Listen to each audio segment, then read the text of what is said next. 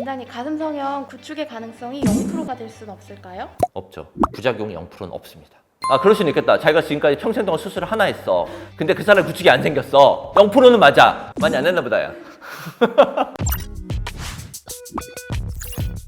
안녕하세요. 그랜드 성형외과 성형외과 전문의 이사연입니다. 가슴 구형 구축은 그냥 가슴이 딱딱해지는 거예요. 부드럽게 있다가 어느 순간인가 가슴이 딱딱해져요. 그 단계가 있거든요. 그냥 약간 딱딱하고 움직임은 있는 정도에서 딱딱한데 움직이지도 않는 정도에서 가슴이 약간 말려서 위로 올라가는 경우, 높이가 달라지는 경우, 구축이 심해지면 전형적으로 올라가서 말려 올라가요. 그게 이제 제일 심한 단계죠. 우리가 보형물을 넣어놓은 공간을 보면요, 보형물이 있으면 보형물이 들어왔다는 막이 있어요. 이 막이 피막이거든요. 이 피막이 엄청 얇아요. 이 막이 두꺼워진 거예요. 그냥 구축은. 그 왜 두꺼워지느냐? 우리 몸이 보호하는 게 좀 세졌다고 생각을 하시면 돼요. 수술할 때 이 공간이 엄청나게 깨끗하게 원래 분리가 되면 그러면 구축이 덜 생기는데, 경험이 별로 없어서 이 공간을 깨끗하게 안 만들었을 때 뭔가 거칠게 들어가거나 지저분하거나 피가 나거나 이러면 구축이 잘 생겨요. 일단 아까도 얘기했지만 첫 번째는 수술할 때 되게 조심스럽게 수술을 하는 거예요. 출혈이 안 나게. 그래서 조직 손상을 좀 최소화하고, 수술할 때 이 혈관이 있으면 혈관이 있는 데를 알고 미리 지혈을 하고 지나가면 여기 피가 한 방울도 안 나고 끝나는 거예요. 근데 수술하다가 터뜨렸어요. 터졌다.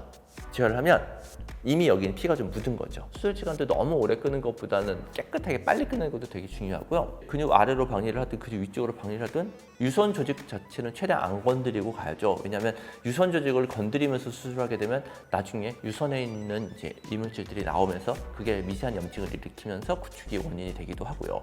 수술 방법에 대해서는 사실 여러 가지 의견이 있고, 원래 뭐 근육보다 아래쪽으로 넣는 게 확률적으로는 조금 더 낫다고는 얘기는 하는데, 오히려 막 그런 얘기들도 있어요. 본인이 자신 있는 수술법이죠. 근육 위로 수술하면서 출혈이 덜 되고 깨끗하게 수술을 할 수 있다면 근육 아래로 지저분하게 수술하는 것보다 낫다.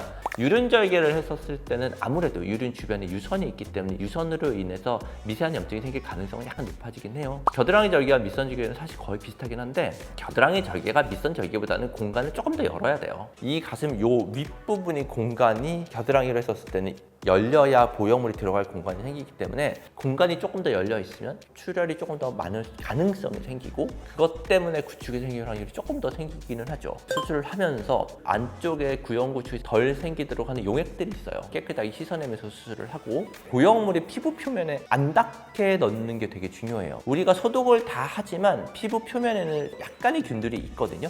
그 균들이 보형물이 들어갈 때 피부와 닿으면서 걔네들이 같이 들어가요. 그렇기 때문에 피부 표면이 있는데 아예 보형물이 안 닿게 하는 도구가 있어요. 그 케이크 만들 때 보면 이렇게 짤주머니 있죠? 안쪽에다가 넣고요. 그다음 보형물을 거기 통해서 넣는 거예요. 그리고 피부에 아예 안 닿게 들어가거든요. 근데 뭐 보형물 넣을 때 장갑 교체하면서 넣거나 뭐 이런 여러 가지 방법들이 있기는 해요. 그런 것들을 하게 되면 아무래도 구축의 확률을 조금 더 줄일 수는 있죠.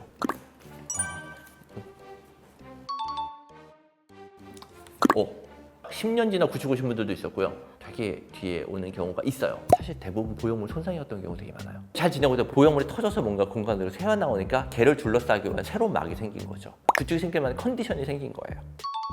네, 효과는 있다고 합니다. 초반에 피막이 성립되는 과정, 보통 이제 한 달에서 두 달 사이에 가장 활발하게 일어나는데, 그때 구축 예방하는 약을 한두 달 정도 드시는 거는 괜찮다고 보고요. 그래서 저도 처방을 하고 있습니다.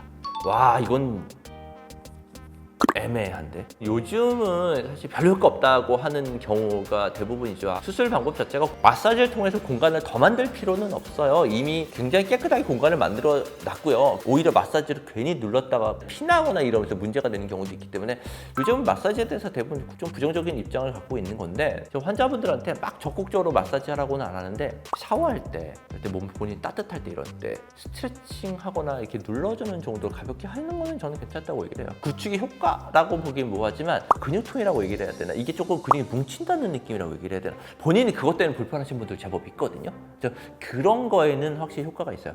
구축에 다이렉트하게 효과가 있다고 보기는 좀 애매한 것 같아요. 저는 보형물 제거 잘 안 해요. 구축되어 있는 피막들을 제거를 다 하고 새로운 보형물로 교체를 해서 넣는 경우가 많죠. 본인이 진짜 그냥 아예 난 이제 너무 힘들어서 그냥 제거를 하고 싶다, 그러면 제거해드리는데요. 지금 가슴 모양은 너무 좋은데 구축 때문에 그렇다라면, 한 번 구축이 온 경우라고 하면 그냥 재수술로 피막 제거하고 보형물 다시 넣는 방법으로 가고요. 만약에 계속 구축이 와요. 두 번째, 세 번째 계속 이렇게 구축이 생기면 그건 체질적인 문제도 있는 것 같고 그런 경우는 제거를 권하는데 한 번 구축이 와서 제거는 안 합니다. 제거를 하면 공간에 있던 게 없어지는 거잖아요. 더 처지나요? 아, 그거는 무조건 처져요. 전보다 더 처집니다. 그리고 가슴 윗부분이 꺼져 보여요. 보형물이 오랫동안 있었던 기간이면 더 심하겠죠. 피부가 늘어나 있었으니까요.